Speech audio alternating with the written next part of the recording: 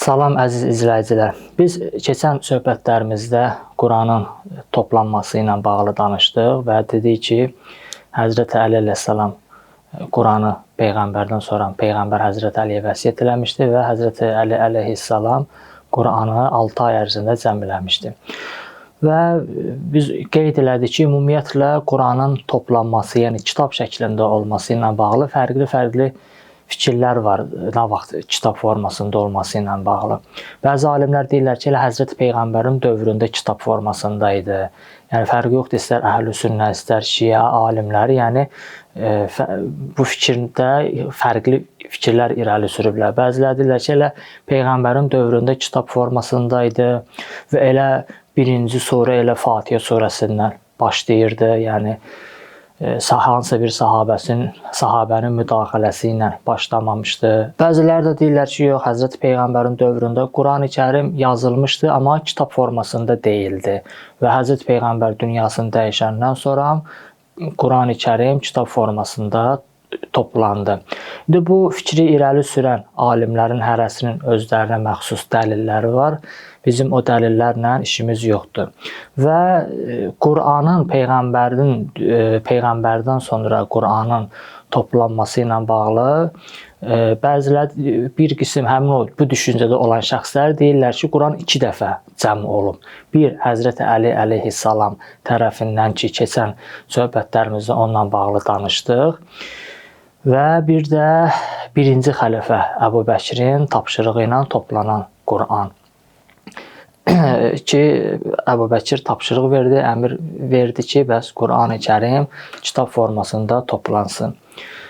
Və o vaxtı Peyğəmbərin dövründə Müseyləmə adında bir şəxs gəlir, Yəmamə məntəqəsindən. Həzrəti Peyğəmbərin yanına gəlir, özünü iman gətirmiş kimi göstərir və qaydanda mürtəd olur. Yəni etiraf edir ki, mən iman gətirməmişdim, mən Həzrəti Peyğəmbərə məktub yazır ki, mən də sənin peyğəmbərliyində şərikəm. Yəni mən də peyğəmbərəm, ikimiz də şəriki, gəl şərikinə iş quraq da belə bizim indiki müasir nədirsə karyera quraq.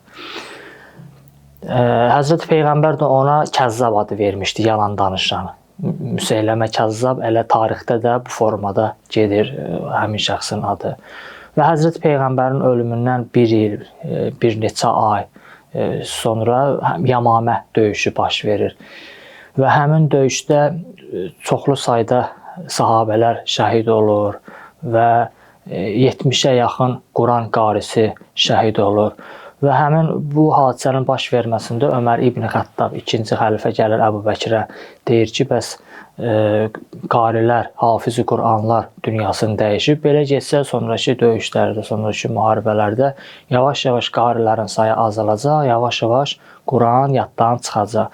Və təklif edir ki, bəs gəl biz Quranı kitab formasında toplayaq və qoy Quran təhrifə məruz qalmasın da. Tarixdə qeyd olunur ki, Əbu Bəkir Siddiq qəbul eləmir ki, yox, Peyğəmbərin sağlığında Peyğəmbər özü eləmədiyi şeyi mən niyə eləyim? Sonra axırda Əbu Bəkir razılaşır, Zeyd ibn Sabiti çağırır, Zeyd ibn Sabitə də bu təklifi irəli sürürlər və Zeyd ibn Sabitin rəhbərliyi altında Quran toplanma işi, toplanma prosesi baş verir və Zeyd ibn Sabit də Zeyd ibn Sabitin özü də hafiz-i Quran idi, Quranı əzbər bilirdi və o vaxtı tarixdə yazırlar ki, çoxlu sayda sahabələrin nəzarəti altında Qurani-Kərim toplanır, cəm olur.